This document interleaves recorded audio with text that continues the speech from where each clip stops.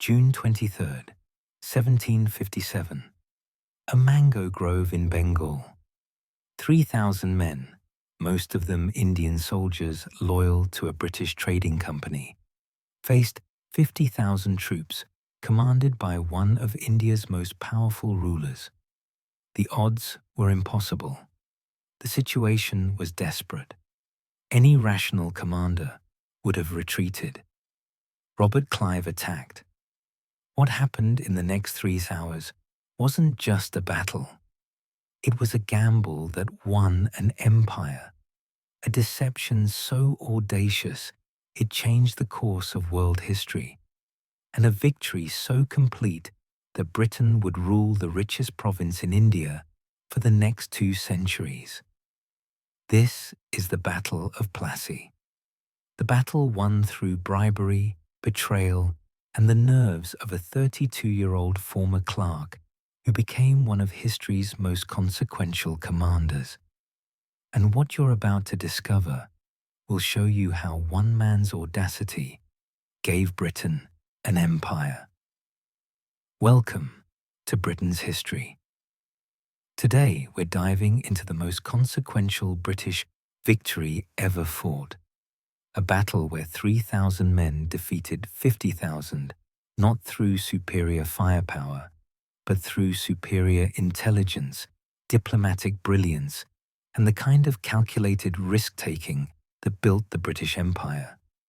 Because Plassey wasn't won on the battlefield, it was won in secret negotiations, whispered promises, and one massive lie that destroyed an army without firing more than a few shots. But before we get to that mango grove, before we watch Clive execute one of history's greatest deceptions, we need to understand how a British trading company ended up fighting Indian rulers for control of Bengal. Because without knowing the political situation in 1757, you can't appreciate the brilliance of what Clive accomplished. And if you're enjoying this deep dive into history, make sure you're subscribed. We've got dozens more forgotten battles lined up, each one as dramatic as Plassey. Don't miss them. Let's go back to 1756, when Bengal was the richest province in India and possibly the richest territory in the world. Bengal produced silk, cotton, saltpeter, and opium. Its trade generated enormous wealth. The province was ruled by Siraj-ud-Dowlah, the Nawab of Bengal, a young ruler in his early 20s who'd inherited power just a year earlier. He was intelligent, ambitious, and deeply suspicious of the British East India Company's growing influence in his territory. The East India Company wasn't just a trading organization. By 1756, it had become a political and military power. The company maintained its own armies, fortified its trading posts, and conducted its own foreign policy. Its main base was Fort William in Calcutta, a fortified compound that controlled trade on the Hooghly River. To Siraj-ud-Dowlah, the company looked less like merchants and more like an independent state operating within his territory. In June 1756, tensions exploded. Siraj-ud-Dowlah demanded the company stop fortifying Calcutta and reduce its military presence. When the company refused, he attacked with overwhelming force. His army of approximately 50,000 soldiers stormed Fort William. The small British garrison, outnumbered and unprepared, collapsed. Most British residents fled to ships in the river. Those who didn't escape were imprisoned. What followed became known as the Black Hole of Calcutta.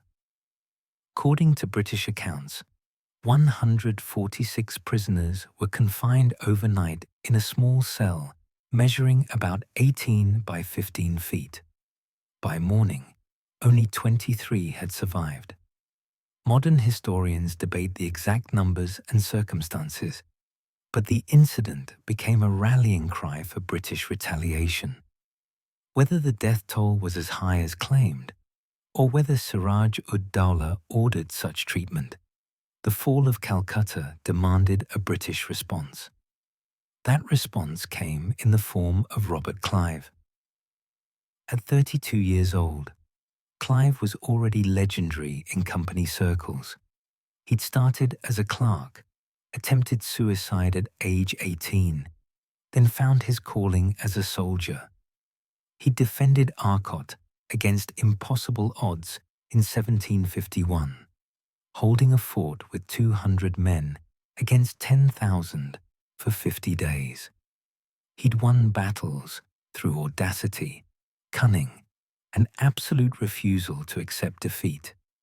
Now he was sent from Madras with a small force to retake Calcutta and restore company power. Clive arrived in Bengal in January 1757 with about 900 British soldiers and 1,500 Indian sepoys. He recaptured Calcutta relatively easily. Siraj-ud-Dowlah's forces melted away rather than face British discipline and firepower. But Clive knew military victory alone wasn't enough. Siraj-ud-Dowlah still commanded a massive army. He could attack again whenever he chose.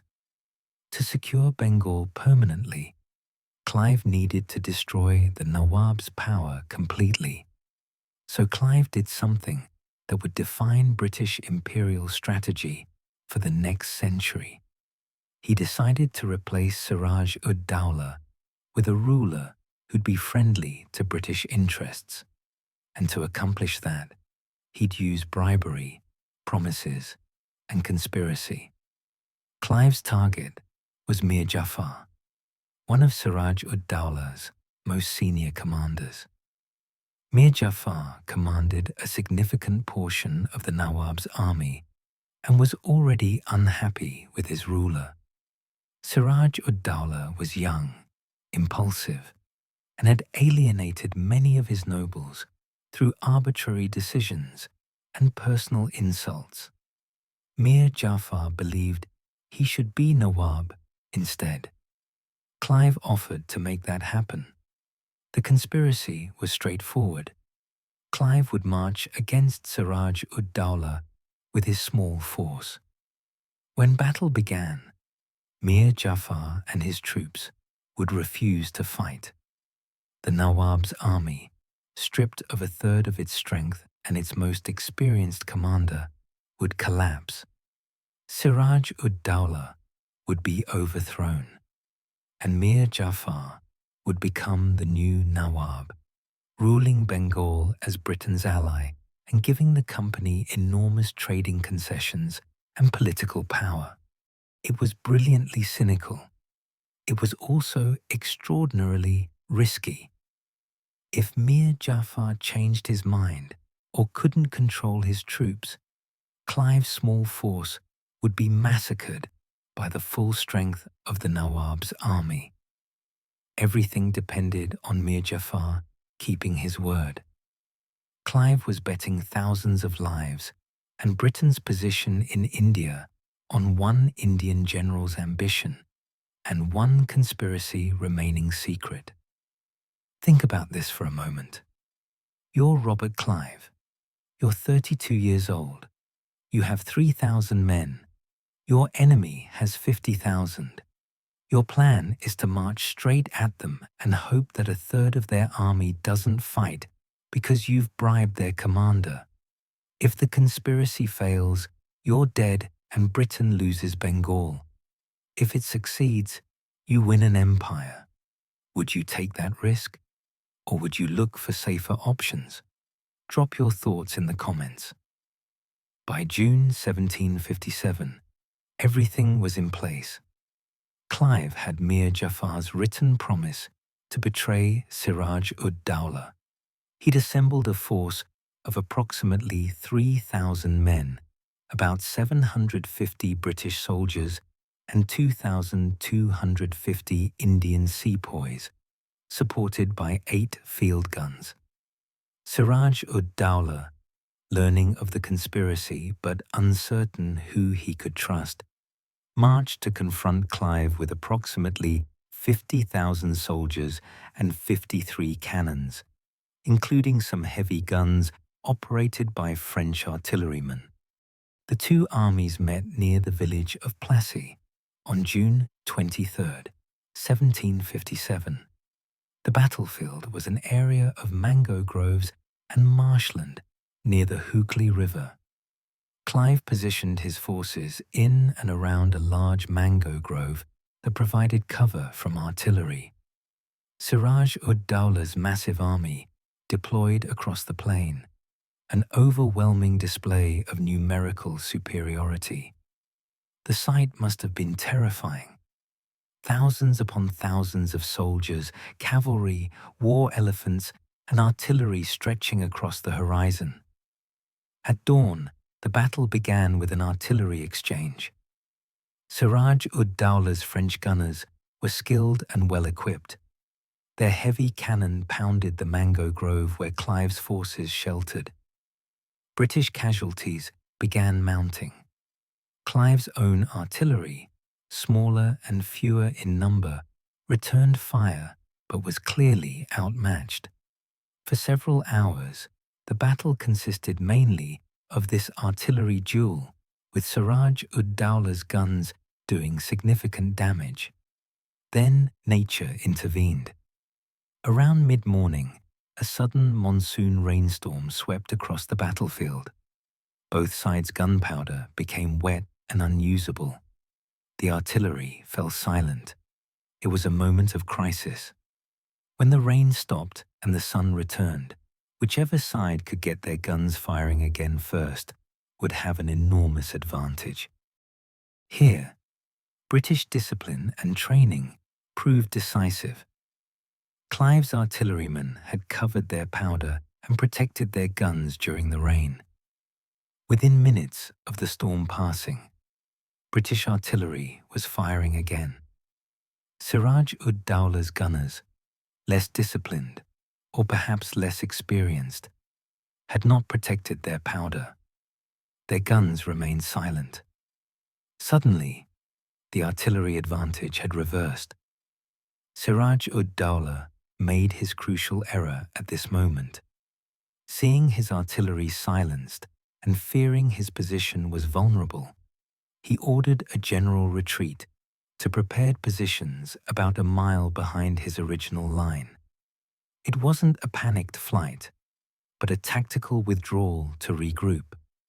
Under other circumstances, it might have been a sensible decision, but it was also the signal Mir Jafar had been waiting for. As the Nawab's army began its withdrawal, Mir Jafar and his troops, approximately 16,000 men, nearly a third of the total force, simply stopped fighting. They didn't openly declare for Clive. They just ceased to participate in the battle.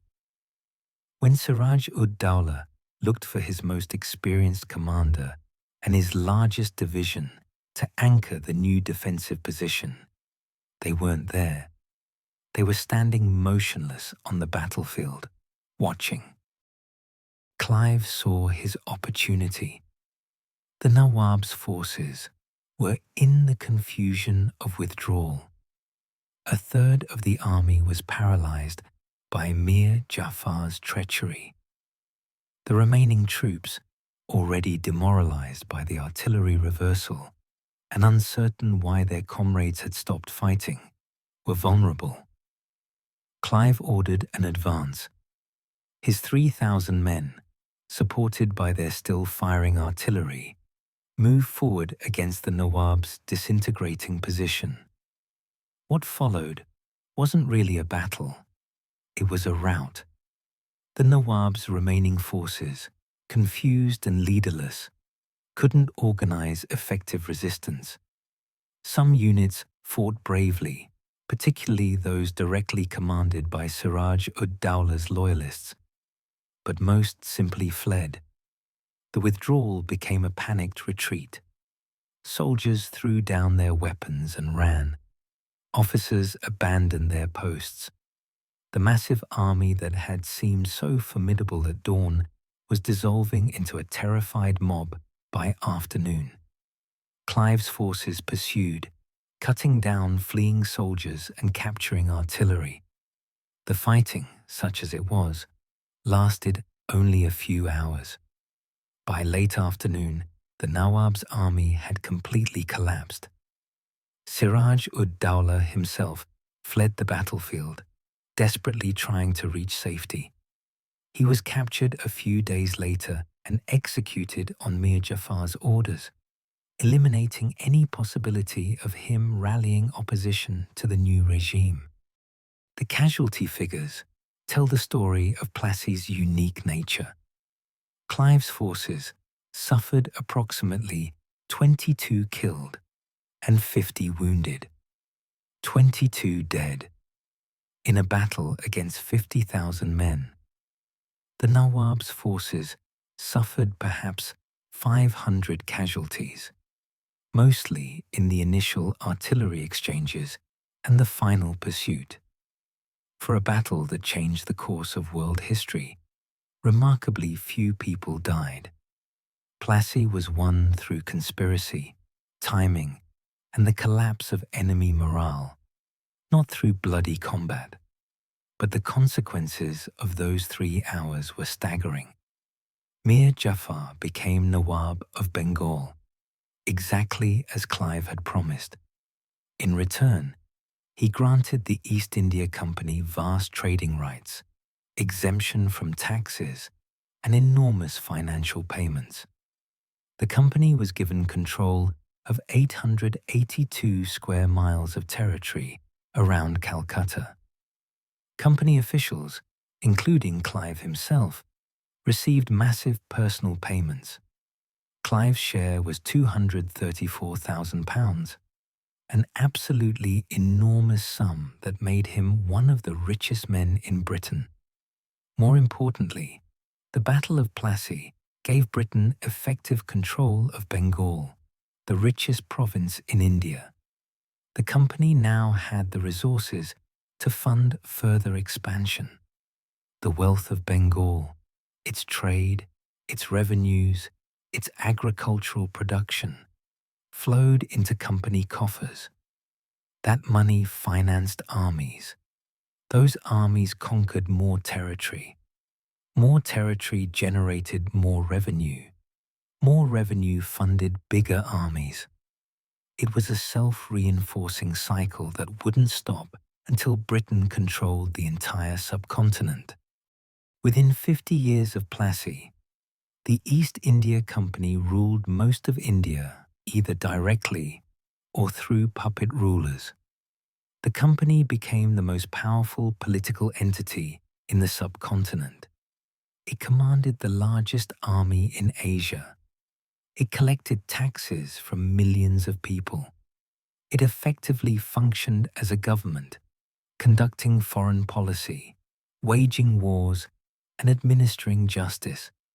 And it all began at Plassey, when Robert Clive's audacious conspiracy succeeded. From a British perspective, Plassey was a triumph of intelligence, diplomacy, and courage. Clive had identified the Nawab's weakness, divisions among his nobles, and exploited it brilliantly. He'd taken enormous personal risk, marching against impossible odds with only a conspiracy for protection. He'd shown the tactical flexibility to seize the moment when the rain gave him artillery advantage, and he'd executed the plan with the kind of audacity that built empires. British historians traditionally celebrated Clive as a hero who secured British power in India through genius and daring. But Plassey also revealed something darker about imperial expansion. Clive won through bribery and betrayal. He corrupted Indian officials, manipulated internal disputes, and overthrew a ruler through conspiracy rather than open warfare. Mir Jafar became Nawab, not because he was the best leader for Bengal, but because he'd sold his allegiance to the British. The victory was built on deception, and the system it created, where company officials could enrich themselves through their positions while Indian rulers became British puppets, bred corruption on both sides. The Nawab Siraj-ud-Dowlah, in Indian historical memory, is often portrayed as a patriot who resisted foreign domination and was betrayed by his own nobles' greed. Whether he was a good ruler is debatable. He'd alienated many through his actions and temperament, but he was fighting to maintain his territory's independence, and he was destroyed not by British military superiority, but by Indian traitors who put personal ambition above loyalty. The battle's legacy in Indian history is one of betrayal and the beginning of 2 centuries of foreign rule. Mir Jafar himself became a symbol of treachery. In modern Indian, Pakistani, and Bangladeshi culture, calling someone a Mir Jafar means calling them a traitor. His name is synonymous with betrayal for personal gain. He ruled Bengal as Nawab for several years, but always as Britain's puppet, forced to grant more and more concessions until the company effectively controlled everything. He died in 1765, having enabled the foreign domination of his own land for personal power he never really possessed. For the East India Company, Plassey was the beginning of territorial ambition, replacing commercial goals. The company had been chartered to trade. After Plassey, it increasingly functioned as a government and military power. This transformation would eventually prove deeply problematic. Company officials, operating with minimal oversight thousands of miles from London, enriched themselves through corruption while squeezing Indian territories for maximum revenue. The wealth extracted from Bengal financed British expansion, but also caused immense suffering through heavy taxation and economic disruption. The most infamous example came in 1769 to 1773, when Bengal suffered a catastrophic famine that killed approximately 10 million people, a third of Bengal's population. While the famine had natural causes, company policies, including maintaining high tax rates despite crop failures and exporting grain while people starved, made the disaster far worse. Plassey's legacy thus includes both British imperial expansion and the suffering that expansion caused. Modern historians debate Plassey endlessly. Some argue Clive was a military and diplomatic genius who secured British interests through brilliant strategy. Others call him a corrupt schemer who betrayed allies, looted Bengal, and established the template for exploitative colonialism. Both perspectives contain truth. Clive was undeniably brilliant. His ability to identify opportunities, take calculated risks, and execute complex plans was extraordinary. He was also undeniably corrupt by any modern standard, accepting massive bribes and using his position for personal enrichment. The battle also raises profound questions about the nature of imperial conquest. Was it morally acceptable for Britain to overthrow Indian rulers through bribery and conspiracy? Clive would have argued he was securing British interests in a dangerous world where everyone played by similar rules. Indian nobles plotted against each other constantly. Foreign powers, France, the Dutch, the Portuguese, all sought advantages through similar means. Britain was simply better at the game. But that argument justifies imperialism through the logic of power. Whoever can take territory has the right to rule it. Many would reject that premise entirely. What's undeniable is Plassey's historical importance. This 3-hour engagement in a mango grove changed the trajectory of South Asian history for 2 centuries. It gave Britain the resources to become the dominant power in India. It began the process that would end with the British Raj, when the British Crown directly governed hundreds of millions of Indian subjects. It shaped the economic development of both Britain and India. Britain's Industrial Revolution was partly financed by wealth extracted from Bengal, while India's traditional industries were systematically undermined by British policies. The battle also demonstrated that European powers didn't conquer Asia purely through technological or military superiority. They conquered through understanding local politics, exploiting internal divisions, and making alliances with local elites who saw foreign support as advantageous.